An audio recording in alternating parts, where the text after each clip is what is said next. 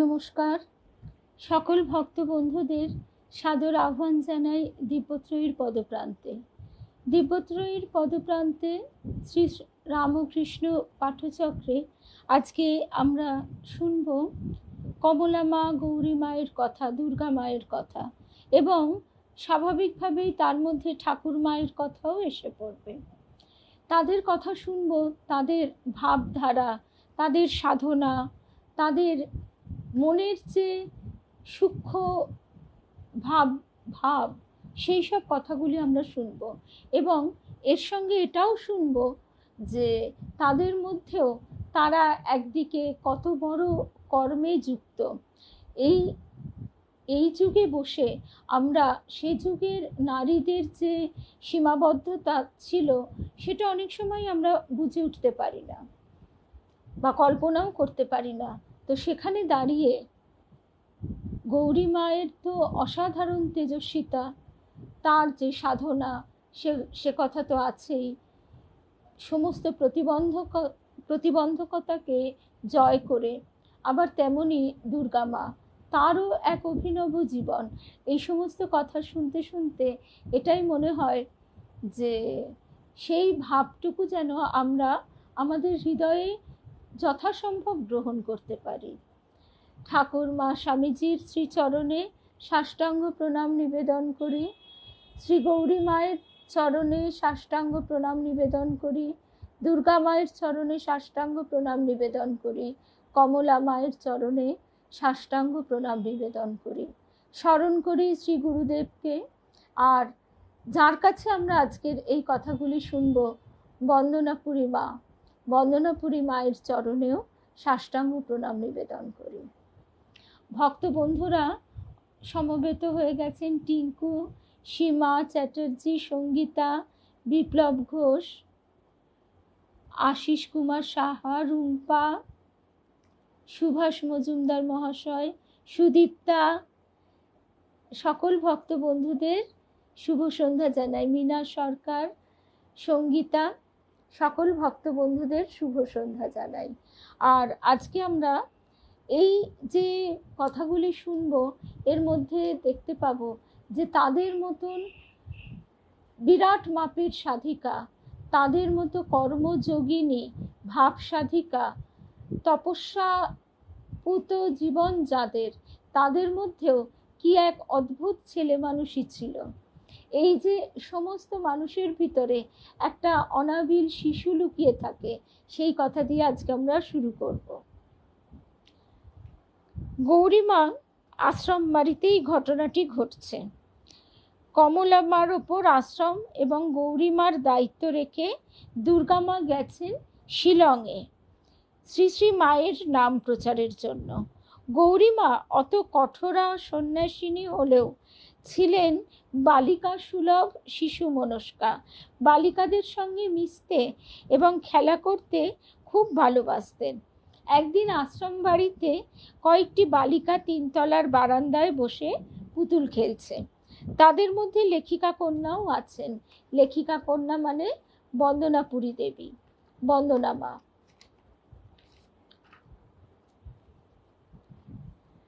গৌরীমা শ্রী শ্রী দামোদর লালের পূজা সেরে এসে বসলেন তাদের মাঝখানে। পুঁথি, চুমকি, জড়ি এইসব দিয়ে তারা বস্ত্র তৈরি করে শ্রী শ্রী রাধা গোবিন্দ সাজাচ্ছে পুতুলদের। গৌরীমা বললেন, আয় আমি সাজিয়ে দিই। মেয়েরা বলল, আপনি বুড়ো মানুষ, ছুঁচছুতো দিয়ে পুঁতির মালা গাচ্ছি না আমরা, যদি আপনার হাতে ফুটে যায় তো আমরা বকুনি খাবো। গৌরীমাও ছাড়লেন না, বললেন, দে না, দেখ না পারি কিনা।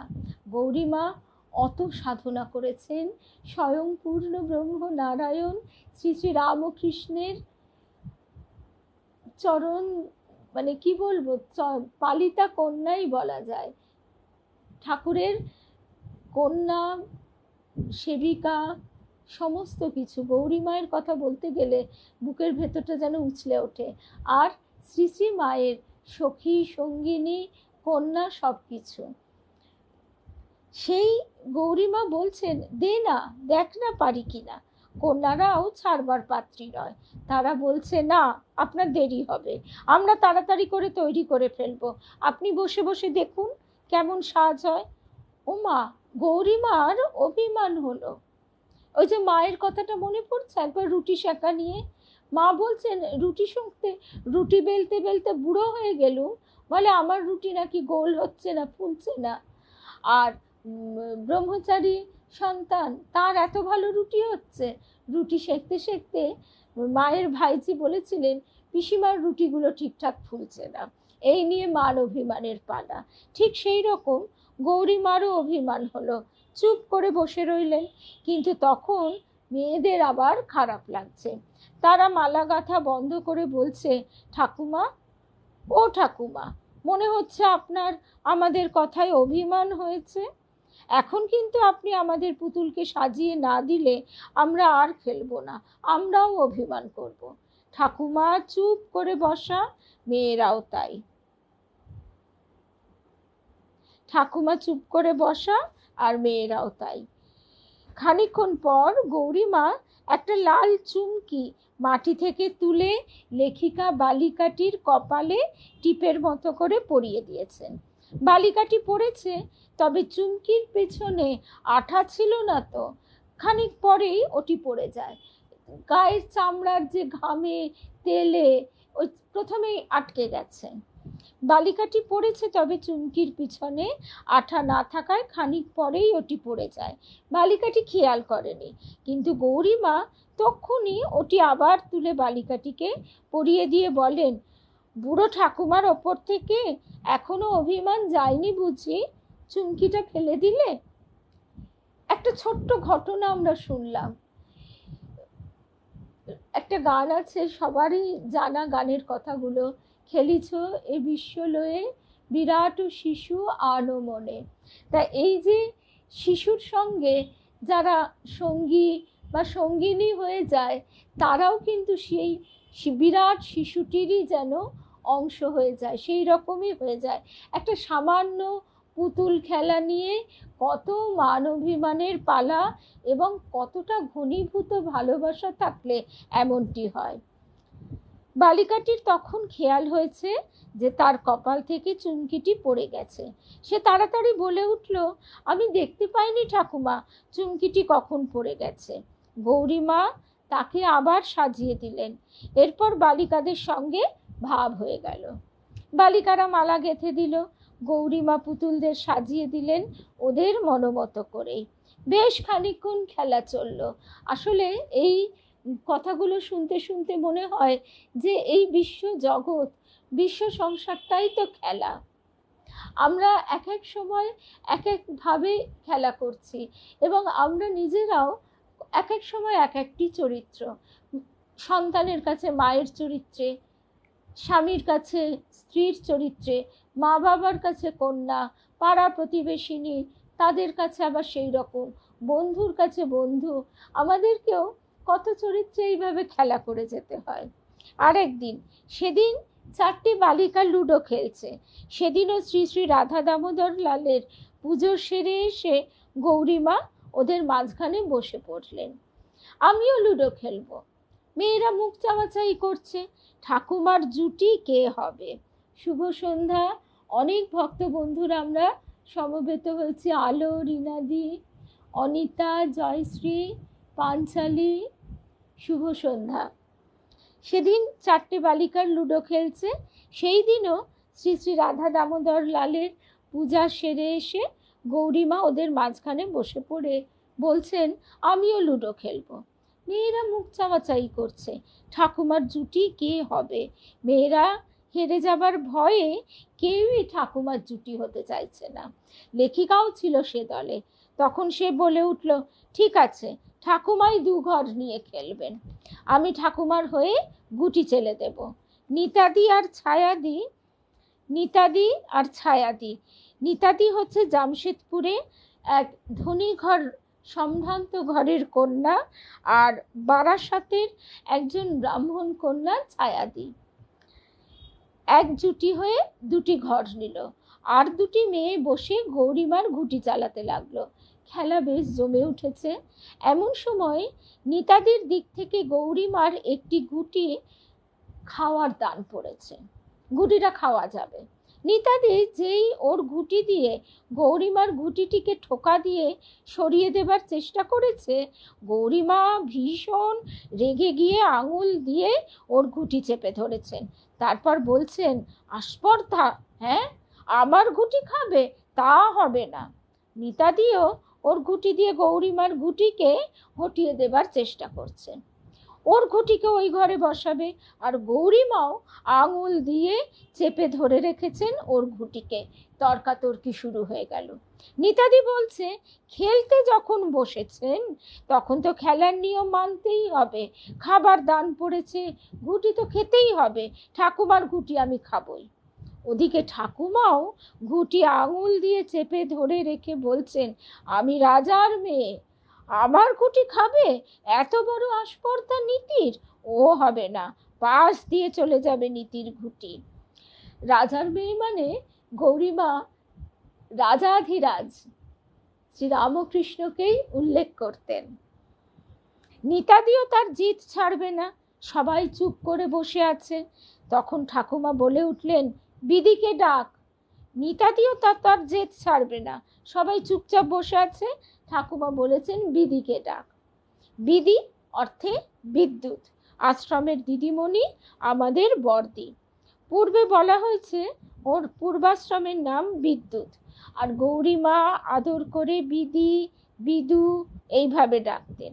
তখন মাত্র স্কুলের ছুটি হয়েছে। লেখিকা বালিকা তাকে ডাকতে গিয়ে দেখে মাদুর পেতে শুয়ে ঘুমিয়ে পড়েছেন। অনেক ইতস্তত করে শেষ পর্যন্ত ডেকে বলছেন, বর্দি, আপনি একবার ওপরে চলুন, খেলা নিয়ে বড় গোলমাল হচ্ছে, ঠাকুমা আপনাকে ডাকছেন। বর্দি তৎক্ষণাৎ উঠে এলেন। ঠাকুমা ওকে এক দফা বোঝাচ্ছেন, আর এক দফা বোঝাচ্ছে নিতাদি। বর্দি সব শুনে বললেন, মা, নিতা তো ঠিকই বলছে, খেলতে বসে তো খেলার নিয়ম মানতেই হবে।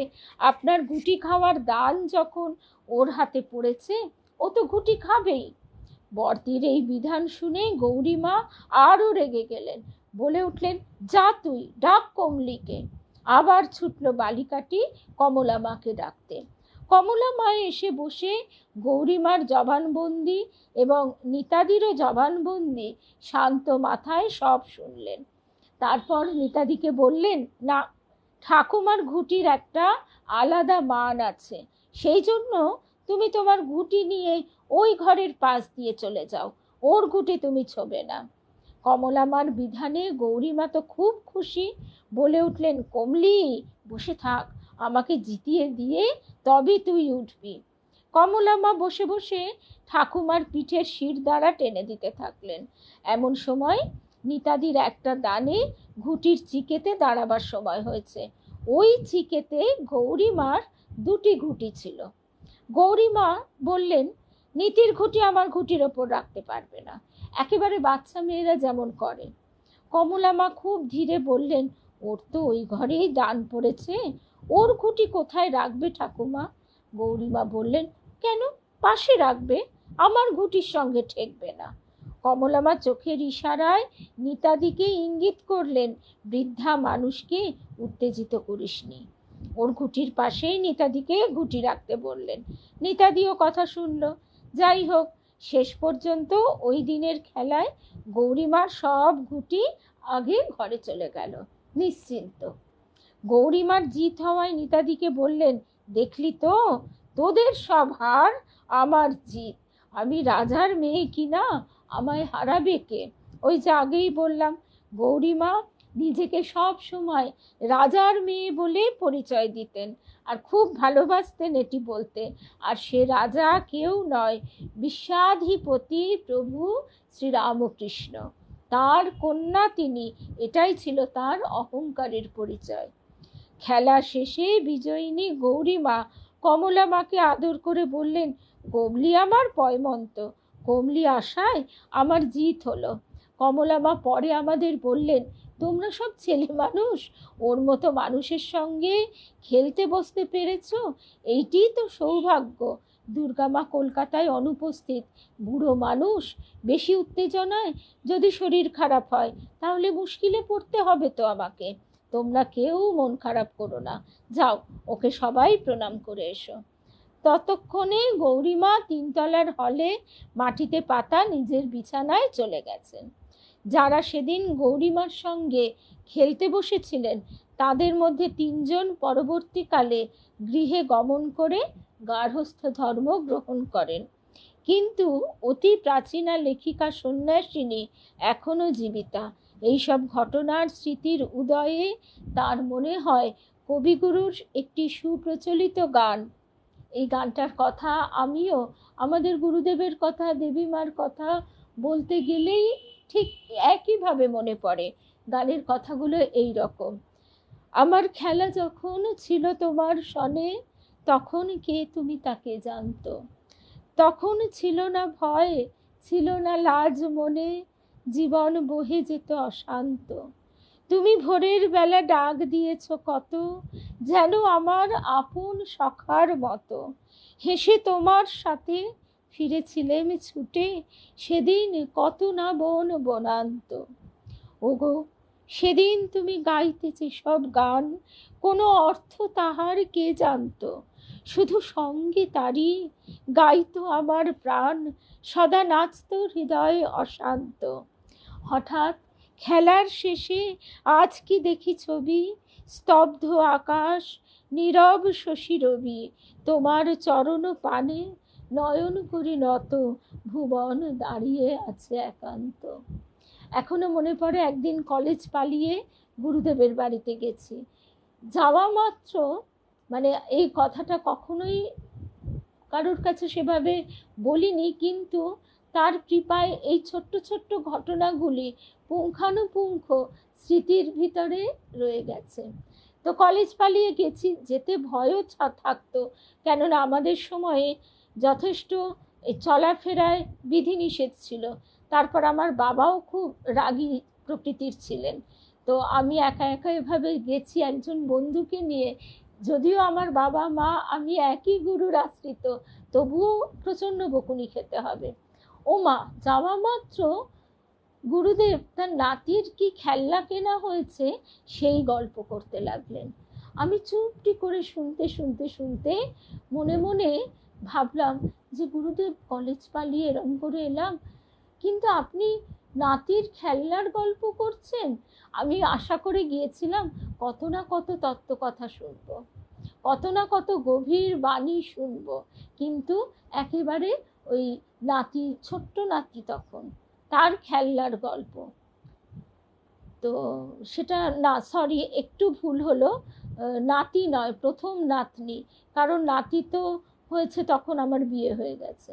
নাতনির খেলনার গল্প, বড় নাতনি, সেও এখন একটি কন্যার মা, রীতিমতো গৃহিণী, আরও নানা রকম কাজ করে, কিন্তু তখন সবে সে জন্মেছে, আর আমি যখন কলেজে পড়ি এই রকম ব্যাপার।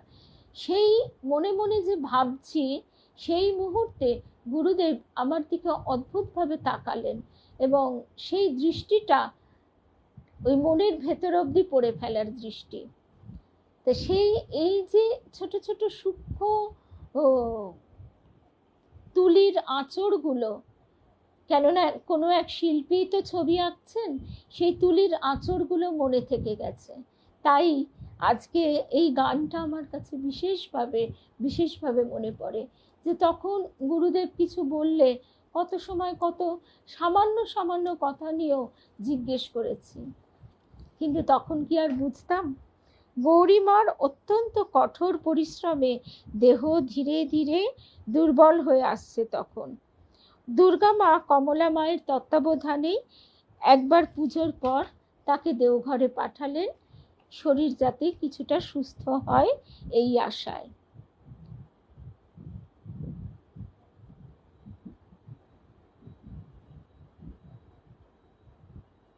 আচ্ছা, এই ঘটনাটি এই অবধি শুনলাম, এরপরে চলে আসবো আরেকটি ঘটনায়।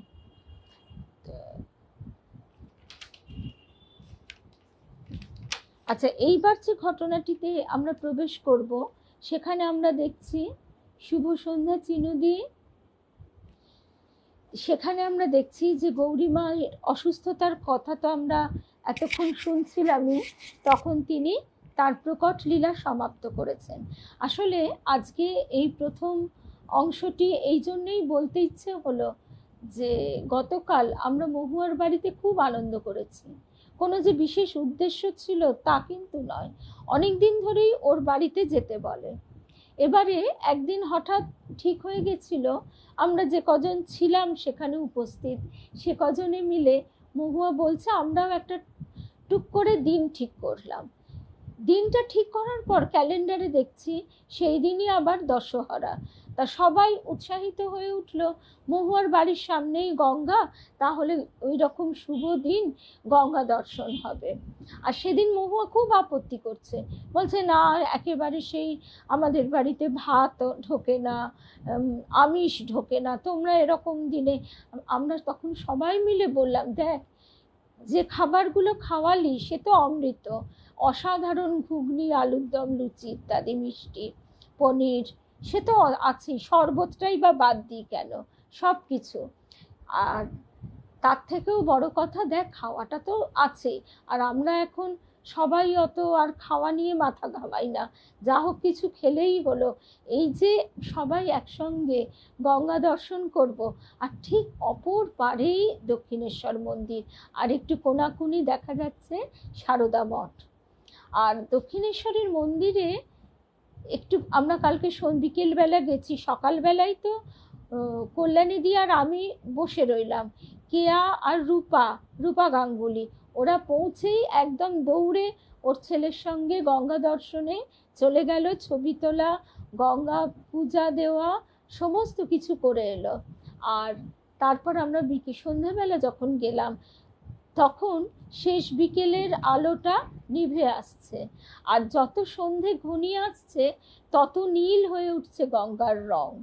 এই রকম নীল গঙ্গা আমি দেখেছি, আমি শ্রীরামপুর কলেজে পড়তাম, তখন আমাদের যে মেইন বিল্ডিংয়ে ক্লাস হতো সামনেই গঙ্গা, আর 3 বছর ধরে গঙ্গার অপরূপ রূপ দেখেছি, তার মধ্যে এই নীল গঙ্গাও দেখেছি। আর বারবার যে কথাটা মনে হয়, যমুনা বলতেই যেমন কৃষ্ণের কথা মনে পড়ে যায়, তেমনি গঙ্গা বলতেই মনে পড়ে যায় শ্রীরামকৃষ্ণের কথা। আমরা দাঁড়িয়ে দাঁড়িয়ে দেখছি, ওই গোল বারান্দায় দাঁড়িয়ে মহুয়া বলছে দেখো দেখো দিদি, ঠাকুর ওই গোল বারান্দায় দাঁড়িয়ে গঙ্গা দর্শন করছেন, তাই না? এই যে আনন্দ। আর গৌরী মায়ের যে কথাটা আমরা শুনলাম, গৌরী মায়ের যে ছেলে মানুষের কথাটা, এই ছেলে মানুষ ভাবটা আমাদের সবার ভেতরেই থাকে, কিন্তু বিভিন্ন চরিত্রে অভিনয় করতে করতে সেটা চাপা পড়ে যায়। কাল সবার ভেতর থেকে সেই শিশুটি একদম খিলখিল করে হেসে উঠেছিল। রবি ঠাকুরের গানের কথায় বলতে হয় প্রাণ ফোয়ারার সুর ছুটেছে। কিন্তু অনেকে দেখছিলাম কিছু রুচি বিরুদ্ধ শব্দ প্রয়োগ করেছেন। একটাই অনুরোধ, নিজের দৈন্য প্রকাশ করবেন না রুচি বিরুদ্ধ শব্দ প্রয়োগ করে, কেমন? আর এই যে আমরা এখানে পাঠচক্রে সমবেত হই, এখানে কিন্তু আমরা কোনো ক্লাস করি না, আমরা সবাই মিলে কিছু কিছু বই থেকে, কোনো দিন নির্দিষ্ট বই থাকে, আবার যেদিন যে বইটা মা হাতে তুলে দেন সেই বই থেকে আমরা কিছু শুনি, সবাই শুনি। সেখানে কোনো হাসি গল্প, রঙ্গ, রসিকতা, তামাশার জায়গা নয়, কিন্তু আমরা সবাই নিজেদেরকে রেকটিফাই করতে চাই, এটাই হচ্ছে একমাত্র উদ্দেশ্য। আমরা কেউই ঠিক হয়ে যায়নি, তাহলে তো মিটেই যেত। এইবার এই যে রেকটিফাইয়ের ইচ্ছেটা মনের মধ্যে জেগে ওঠা, এটাই তো তার কৃপা। আমার গুরুদেব বলতেন কৃপার প্রথম রশ্মি তোমার হৃদয় গুহায় প্রবেশ করলো, তো সেই রশ্মি যেন ক্রমশ হৃদয় গুহাকে আলোকিত করে, এইটি আমাদের প্রার্থনা। এবার চলে আসি আমাদের দ্বিতীয় প্রসঙ্গে। দ্বিতীয় প্রসঙ্গটি এই রকম, কলকাতা আশ্রম মন্দির থেকে মা শ্রী শ্রী মা ও অন্যান্য দেবদেবীর পূজিত পট এবং বিশেষ প্রয়োজনীয় কাগজপত্রাদি সহ দুর্গা মা 50 জন কন্যা সহ নবদ্বীপ অভিমুখে রওনা হন ট্রেনে। যেই নবদ্বীপের কথা এলো অমনি পূজাও এসে গেল। কি অদ্ভুত মানে টেলিপ্যাথি।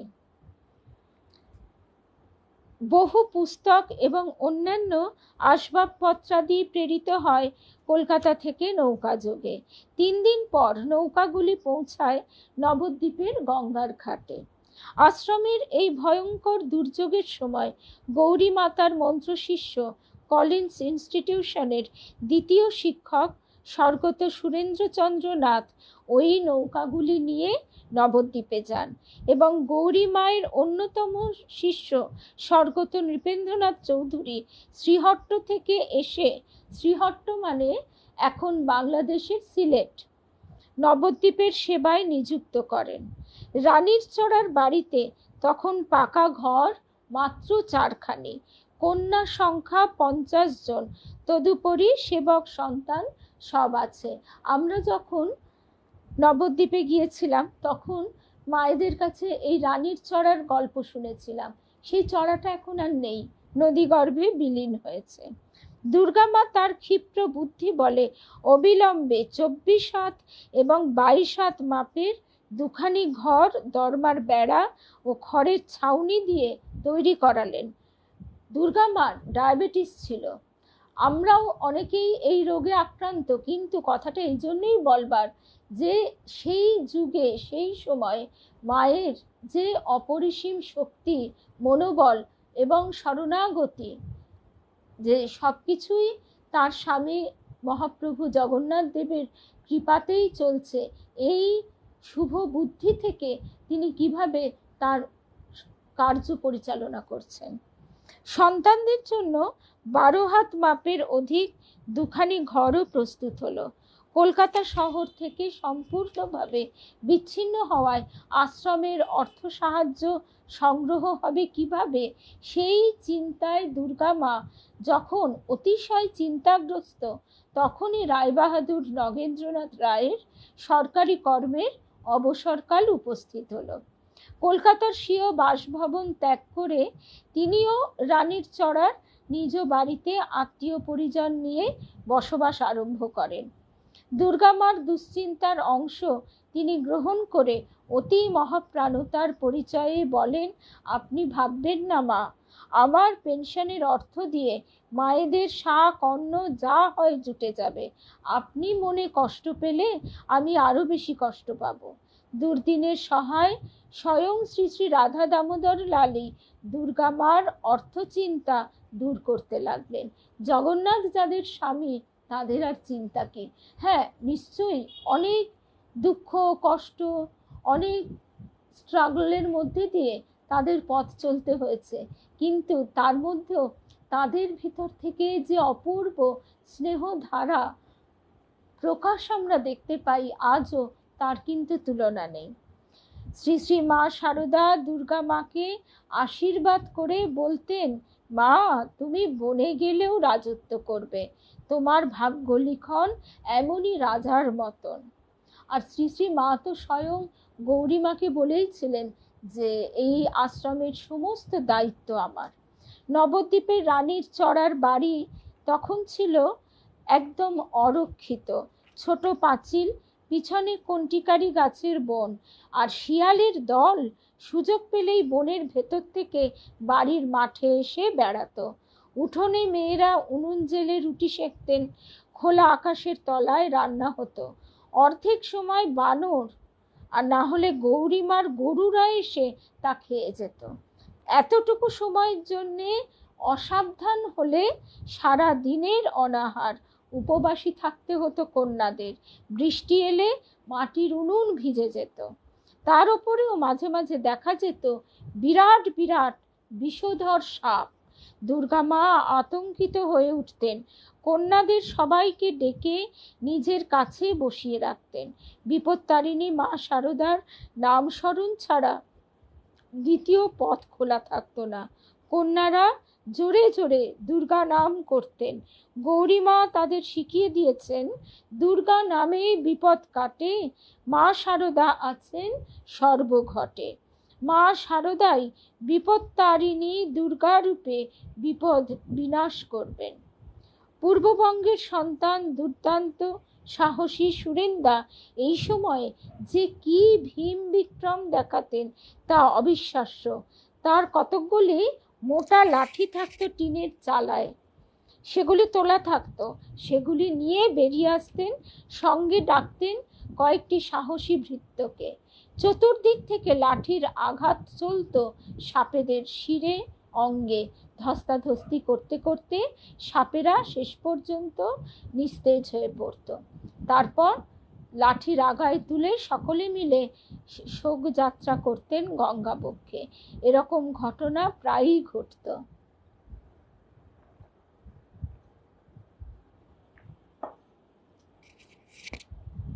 সেদিন আমাদের রূপাও গল্প করছিল, রূপা গাঙ্গুলি, যে মনসা দ্বীপে আমরা পরম পূজনীয় স্তবপ্রিয়ানন্দজি মহারাজের শুনি, তো তার যে কথাগুলি শুনতে আমরা সবাই ভালোবাসি, তাছাড়া মনসা দ্বীপের ছবি দেখি, সেই দ্বীপটির নামই তো মনসা দ্বীপ, অত্যন্ত সর্পসংকুল।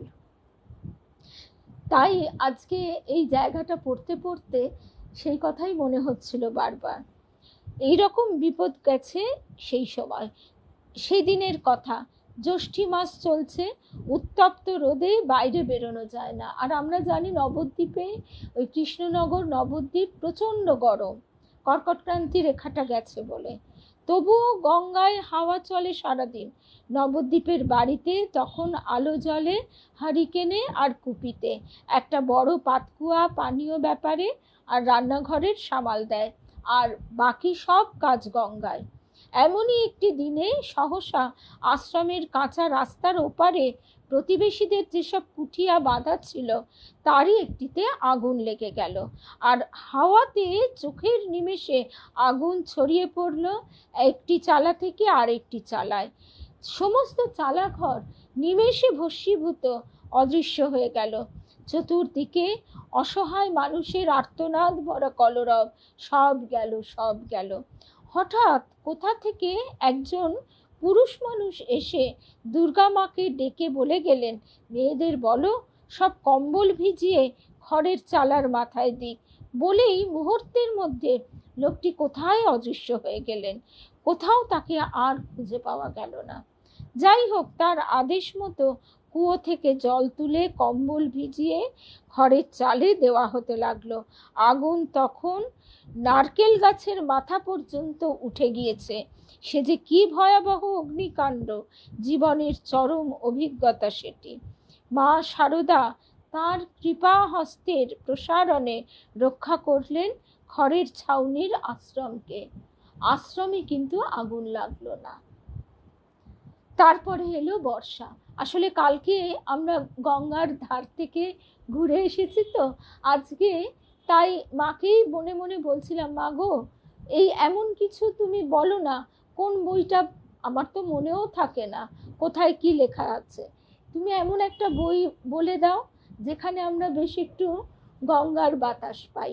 তা গঙ্গার বাতাসও পাচ্ছি বটে, কিন্তু কি ভয়ঙ্কর। তবে ওই ঠাকুর মা যে কিভাবে রক্ষা করছেন সেটাও দেখছি। এরপর এলো বর্ষা। কি প্রচণ্ড ঝড়ের দাপট। কলা গাছগুলো ফলন্ত অবস্থায় শুয়ে পড়ছে, পেয়ারা সমেত গাছের ডাল ভেঙে পড়ছে, কুল গাছের ডাল ভেঙে পড়ছে, গোলাপ জাম গাছ লণ্ডভণ্ড হয়ে গেছে। জানলার ফাঁক দিয়ে এই দুর্দৈব দেখা ছাড়া আর কি করণীয়, কিচ্ছু করার নেই। নিজে শান্ত না হলে মহাপ্রকৃতিকে, এই প্রলয়ঙ্কর অবস্থাকে সামলানো সাধারণ মানুষের অসাধ্য। বৃষ্টি অনবরত পড়ে চলেছে। সেদিন মাটিতে বসে খাওয়া যায় না। পাতায় বৃষ্টির মাটি ভরা ফোঁটা পড়ছে। পাতায়, যে পাতায় খাবে সে খড়ের চাল, মাটি, খড়ের চাল তো নোংরা, ধুলো, মাটি, সেই জলের ফোঁটা পড়ে ভাত ডাল সব একাকার হয়ে যায়। কোনো মতে দাঁড়িয়ে দাঁড়িয়ে খাওয়া তখন। তবুও আশ্রম কন্যা সব সন্তুষ্ট এন কেনচিৎ, দুঃখেষু নুদ্বিগ্ন মনঃ সুখেষু বিগত স্পৃহ। জীবনের বিচিত্র অভিজ্ঞতা লাভের আনন্দই বলিয়ান তখন, বোধের বাইরে দুঃখ কষ্টের বিচার। মা শারদা দুর্গা মার রাজত্ব এখন প্রতিষ্ঠিত করেছেন বনের মধ্যে। ঔপনিষদিক ত্রিবিধ উপদ্রব তাকেও ভোগ করতে হয়েছে। ঔপনিষদিক ত্রিবিধ উপদ্রব কি? আধ্যাত্মিক, আধিভৌতিক, আধিদৈবিক। কিন্তু এই ত্রিবিধ উপদ্রব তাকে ক্লিষ্ট করতে পারেনি। এই ত্রিবিধ উপনিষদ বর্ণিত ত্রিবিধ আরতি আধ্যাত্মিক অর্থে শোক ও ব্যাধিজনিত দুঃখ, আধিভৌতিক অর্থে সর্পাদি দংশনজনিত দুঃখ, অর্থাৎ শুধু সাপ কেন, যে কোনো জীবজন্তুর আক্রমণ। আধিদৈবিক অর্থে ঝড়, বৃষ্টি, অগ্নি ইত্যাদি জনিত দুঃখ। আত্মজ্ঞানে প্রতিষ্ঠিত ব্যক্তির এই ত্রিবিধ দুঃখের আত্যন্তিক নিবৃত্তি ও ভূমানন্দে স্থিতি হওয়া হেতু এই বিপর্যয়গুলি তাকে বিব্রত করতে সমর্থ হয় না। উপনিষদের কালে তখন তো আর এরম পাকা ঘর বাড়ি নেই, তখন মানুষের অরণ্যে বাস। তার দৈবী শক্তির আচ্ছাদনে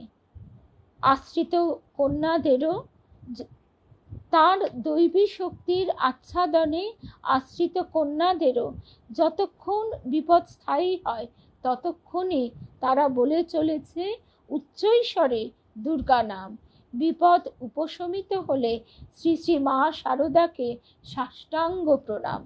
বিপদ সরাবার এই দুর্লভ উপায়ে রক্ষা করে আসছে কন্যাকুলকে বছর বছর, শতবর্ষ ধরে। কন্যাদের জানা নেই অন্য কোনো বিপদ বারণ মন্ত্র।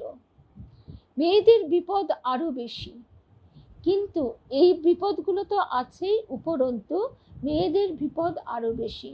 তাদের পিতামাতা ছেড়ে দিয়েছে, প্রায় একেবারে সেই অরণ্যে বাস করবার মতো অবস্থা, কিন্তু সেখানেও শ্রী শ্রী মায়ের রক্ষা কবচ। তাই কবির ভাষায় লেখিকা বন্দনাপুরী মা বলছেন, সুখের মাঝে তোমায় দেখেছি, দুঃখে তোমায় পেয়েছি প্রাণ ভরে। প্রাকৃতিক নানা প্রকার বৈক্লব্যের মধ্যেও আশ্রমের বিষয় প্রতিবেশীদের মধ্যে প্রচারিত হতে থাকে। বহু মাননীয় ভদ্র মহোদয় দুর্গা মার নাম শুনে তার কাছে আসা যাওয়া আরম্ভ করেন। তার মধ্যে নদিয়ার ডেপুটি সুপারিনটেন্ডেন্ট অফ পুলিশ স্বর্গত মাননীয় অরুণোদয় চক্রবর্তী, নবদ্বীপ শহরের বড় দারোগা বাবু, পোস্ট অফিসের কয়েকজন মান্যবর ভক্ত, এদের ব্যবস্থায় নবদ্বীপ আশ্রমটির চতুর্দিক থানার সিপাহীরা পালাক্রমে টহল দিত সমগ্র রাত্রি। পোস্টমাস্টার বাবু কয়েকদিনের মধ্যেই সস্ত্রী দুর্গা মার শিষ্যত্ব গ্রহণ করেন। অর্থাৎ ওই যে জগন্নাথ মহাপ্রভু, তিনি আমাদের এইভাবে প্রতিনিয়ত রক্ষা করে চলেছেন, শুধু সেই নির্ভরতাটুকু।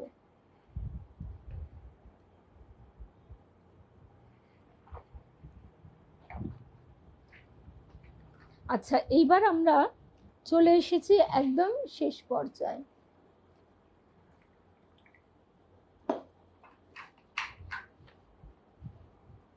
এরপরে আমরা চলে আসছি, আজকে আমরা যেভাবে ঘটনাগুলি শুনছি তাতে দেখা যাচ্ছে আমরা শুরু করেছিলাম শ্রী শ্রী মায়ের প্রকট লীলা সমাপন হয়েছে, কিন্তু অলক্ষ্যে থেকে তিনি সর্বক্ষণ তার কৃপা হস্ত প্রসারিত রেখেছেন। তারপর আমরা গৌরী মায়ের কাছে রয়েছি, গৌরী মায়েরও প্রকট লীলা সমাপ্ত হলো। তারপর এলাম আমরা দুর্গা মায়ের কাছে। এবার আমরা দেখছি দুর্গা মায়েরও প্রকট লীলা সমাপন হয়েছে। এখন কমলা মা, কমলা মা এবার কিভাবে সেই অস্থি নিরঞ্জন করতে যাচ্ছেন সেই কথাই আমরা একটু আসি।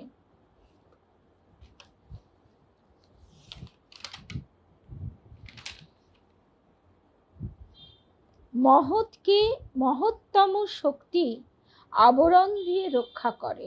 অন্তরিক্ষ থেকে সেই শক্তি যোগান বহু দূরে চলে যাওয়া মাতৃদ্বয় কন্যাকে তুলে ধরেন বক্ষে।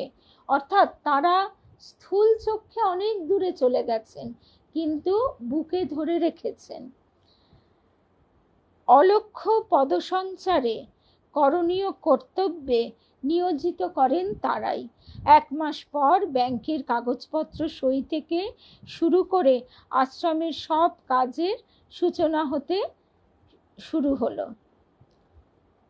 আশ্রম তখন তার কর্মক্ষেত্রের পরিধি অনেকটাই বাড়িয়ে নিয়েছে।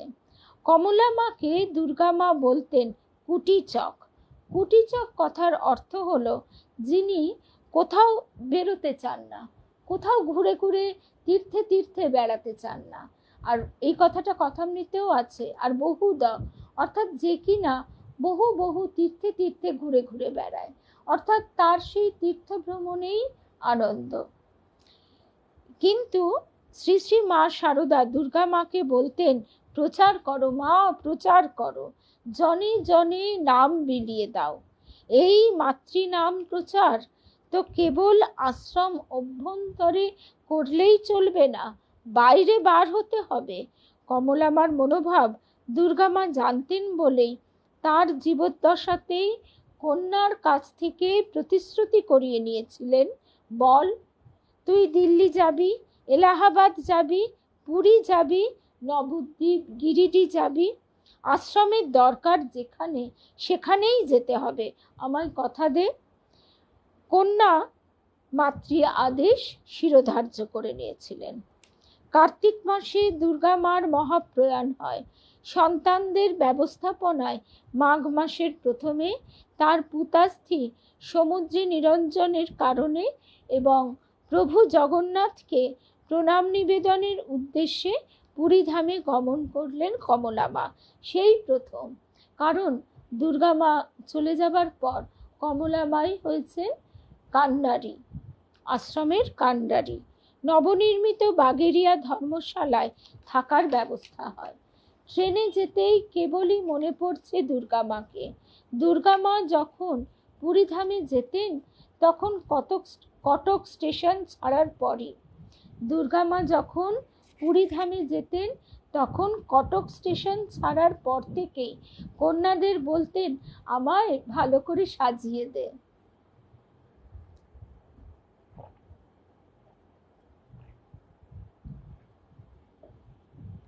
জগন্নাথ তার স্বামী, কি অপূর্ব মনোভাব! এই ভাব সাধনা সকলে কিন্তু ধারণা করতে পারে না।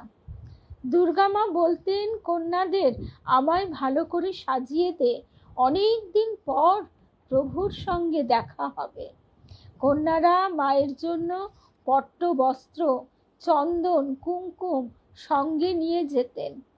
মাকে সাজিয়ে দিলে মা দুর্গা মা গান গাইতেন প্রভুর উদ্দেশ্যে, দীনবন্ধু কৃপা সিন্ধু, কৃপা বিন্দু বিতর, মোর হৃদি বৃন্দাবনে কমল আসনে প্রাণ মন সহ বিহর। নয়ন মুদি বা চাহিয়া থাকি, অথবা যেদিকে ফিরাই আঁখি, ভিতরে বাহিরে যেন হে নিরখি তব রূপ মনোহর। এই করো হরি দীন দয়াময়, তোমায় আমায় যেন দুটি নাহি রয়, জলের তরঙ্গ জলে করলয়, চিত ঘন শ্যাম সুন্দর। ওই পদে পরিব্রাজকের গতি, যেন ভাগীরথী সাগর সঙ্গতি, জীব শিব দোহে অভেদ মূরতি, জীব নদী তুমি সাগর। দুর্গা মা গাইতেন আমি নদী তুমি সাগর। অনুরাগ ভরে বলতেন প্রভু আমি উৎকল, অনুরাগ ভরে বলতেন প্রভু তুমি উৎকল, আমি বেঙ্গল।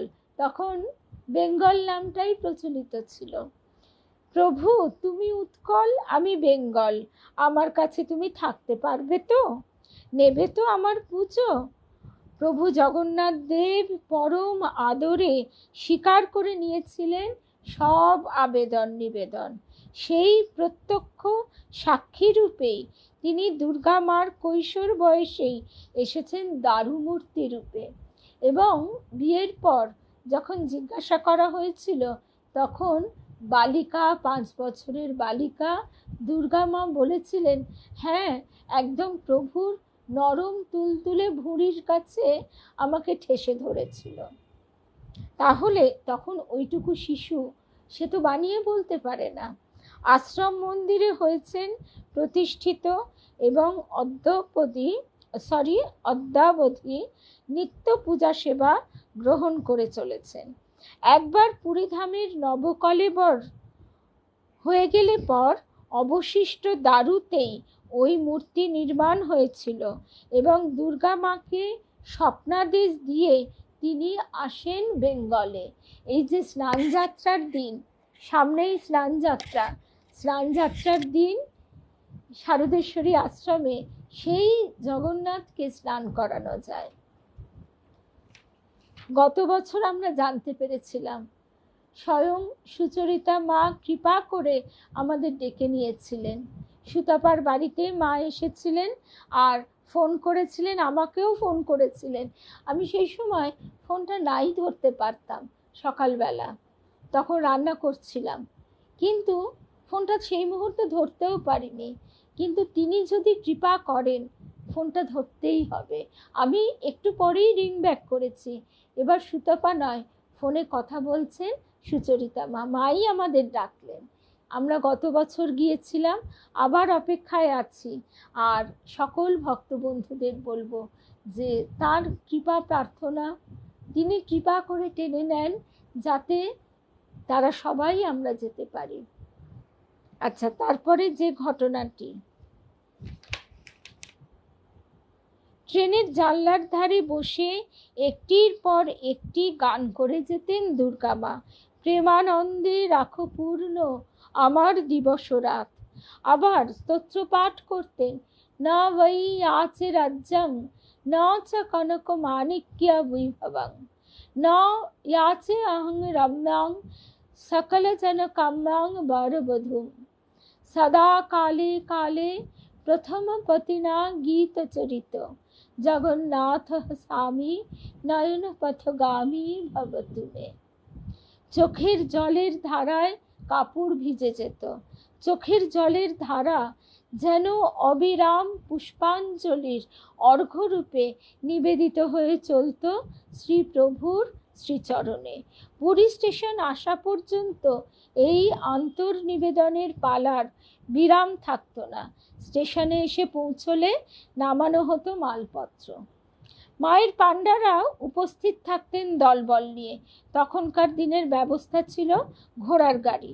যেটি মায়ের গাড়ি ঠিক হতো, সেটিতে শ্রী শ্রী রাধা দামোদর লালের সেবার সব জিনিস উঠিয়ে সুচিত্রা মার সঙ্গে পাঠিয়ে দিতেন আমাকে, বলছেন বন্দনাপুরী মা। অসীমাপুরী দেবীকে সঙ্গে নিয়ে একখানি রিক্সা করে চলে যেতেন সোজা শ্রীমন্দিরে। কারণ দুর্গা মার কণ্ঠে বাধা থাকতেন তার গচ্ছিত ধন শ্রী শ্রী রাধা দামোদর লাল। তাকে নিয়ে তো প্রভু জগন্নাথ দেবকে প্রণাম করতে পারবেন না।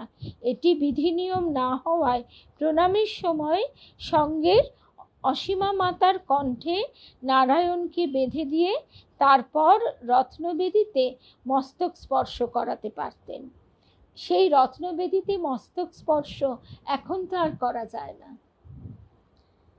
মহালক্ষ্মী দেবী, মাতা বিমলা দেবী, গণেশজি, সত্যনারায়ণজি সকলের মন্দিরে গিয়ে একই ব্যবস্থায় প্রণাম সেরে দুর্গামা ফিরতেন তার নির্দিষ্ট বাসস্থান সিন্ধু নিবাসে। ভক্ত সন্তান গোবিন্দপ্রসাদ ঘোষের সমুদ্রমুখী বাড়িটি তিনি কয়েকদিনের জন্য স্বয়ং স্থির করে দিয়ে দুর্গা মাকে একটি পত্র লিখে দিতেন। মা কয়েকটি দিনে ভোরের সূর্যোদয় জানলা দিয়েই দর্শন করার সুযোগ পেতেন। তারপরেই ছুটে চলতেন প্রভুর শ্রীমন্দিরের দিকে। সকালের অবকাশ দর্শন এবং সন্ধ্যার আরতি দর্শনের কোনো বিরতি কোনো দিন ঘটত না। পুরীতে থাকাকালে যেন দুর্গা মা অন্য মূর্তি, কলকাতা আশ্রমের সেই কর্মময়ী সদা ব্যস্ত চেহারা যেন কোথায় অপসৃত হতো। বয়স যেন অনেক কমে যাওয়া এক আনন্দময়ী দিব্য দেবী মূর্তি, সর্বক্ষণের জন্য যেন আনন্দ বিহ্বলা, যেন সংসারের, জগৎ সংসারের সমস্ত কাজকর্ম সামলে ছুটিতে স্বামীর কাছে এসেছেন। স্বামী শ্রী জগন্নাথ মহাপ্রভু সেই আনন্দ নির্ঝরিণীর ধরা স্নান যেন সঙ্গের কন্যাদের অন্তরকেও ধরে রাখত অমৃতময়। মন্দির চত্বরে এসে উপস্থিত হলেই গঙ্গাধর দৈতাপতি তাকে মন্দির অভ্যন্তরে নিয়ে গিয়ে দাঁড় করিয়ে দিতেন দেওয়ালের কাছে। ঘন্টার পর ঘন্টা কেটে যেত একইভাবে, ক্লান্তি নেই, দেহবোধ নেই। দৃষ্টি নিবদ্ধ প্রভু চক্রলোচনের দুটি বিশাল আঁখিতে, চারিটি আঁখির মিলনে কত কথা, কত ভাবের আদান প্রদান, কত অশ্রু বিনিময়, দীর্ঘদিনের অদর্শনজনিত কত সোহাগ ভরা হাস্য, পিতামাতার আন্তঃসমাচার, কন্যাদের দুর্বোধ্য ব্যাপার, কোনো কথা বলার সাহসও কারো নেই, সে মহাভাব উপলব্ধির সাধ্যও কারো নেই, কেবল দর্শন আর দর্শন। রবি ঠাকুর গাইছেন, দাঁড়াও আমার আখিরও আগে, তোমারও দৃষ্টি হৃদয়ে লাগে। যাহা কিছু আছে সকলই ছাপিয়া, ভুবন ব্যাপিয়া, জীবন ব্যাপিয়া, ভুবন ছাপিয়া, দাঁড়াও হে, দাঁড়াও যেখানে, বিরহী এ হিয়া, তোমারই লাগিয়া একেলা জাগে। ঠিক যেন সেই ছবিটি ফুটে উঠেছে। রথের সময়কার ঘটনাও দৈবভাবের।